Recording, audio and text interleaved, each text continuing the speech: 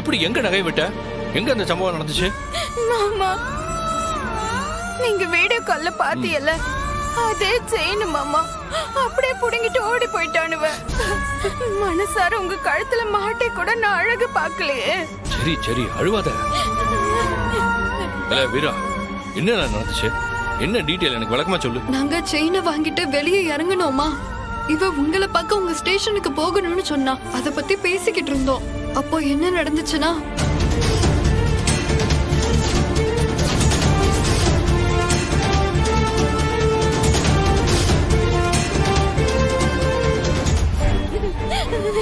நான் கொஞ்ச தூரம் அவனை துரத்திட்டு ஓடினேன் மாமா. ஆனா அவங்க பைக்ல போனதால தப்பிச்சிட்டாங்க. உடனே நான் உங்களுக்கு கால் பண்ணிட்டேன். சரி சரி, நான் பாத்துக்கிட்டேன். அம்மா, நீ முதல்ல இவங்க எல்லாம் கூட்டிட்டு வீட்டுக்கு கிளம்பு. ஏ அசிகி, அழுவாம வீட்டுக்கு போ. முடியாது மாமா, எனக்கு அந்த செயின் வேணும். அதுவும் எனக்கு இப்பவே வேணும். ஏடி கோட்டிக்காரி, நாங்க என்ன மந்திரமா போட்டு அதை கண்டுபிடிக்க போறோம்? ஏடி, அதை தேடி கண்டுபிடிக்க நேரம் வேண்டாமா? நீ இப்ப கிளம்ப போறியா இல்லையா?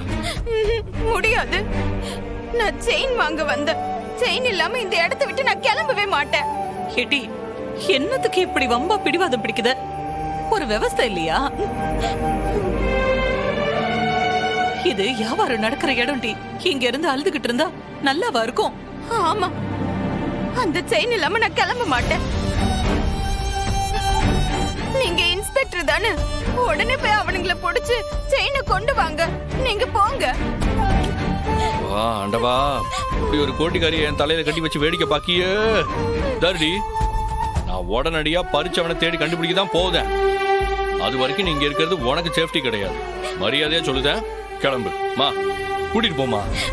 அப்ப என் செயினா? அடியே, வீட்டுக்கு போடி. நான் உன் செயினோட வீடு வந்து சேருதேன். போதுமா? சத்தியமா? ஏட்டி, இதுக்கெல்லாமா சத்தியம் பண்ணுவாங்க? ஆமா, நீங்க பண்ணிதான் ஆகணும். நீங்க வீட்டுக்கு வரப்ப கையில செயினோட தான் வரணும். சார்வால் வேண்டாம் சார்வால், சத்தியம்லாம் ரிஸ்க். சத்தியம்லாம் பண்ணாதீங்க. வேணும்னா வேற செயின் கூட வாங்கி கொடுத்துடலாம்.